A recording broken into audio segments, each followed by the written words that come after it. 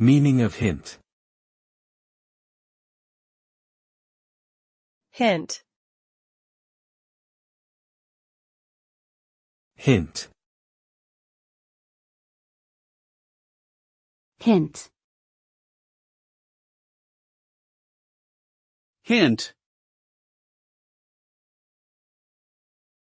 The word hint can be used as a verb or a noun. As a verb, it means to give a slight indication or suggestion about something without stating it directly. As a noun, it refers to a slight or indirect clue or suggestion about something. Hints are often used in puzzles, games, and mysteries to help guide someone towards a solution. They are also commonly used in communication, or they can be used to suggest an idea without being too direct. Overall, a hint is a subtle indicator that can help someone make progress towards understanding or solving something.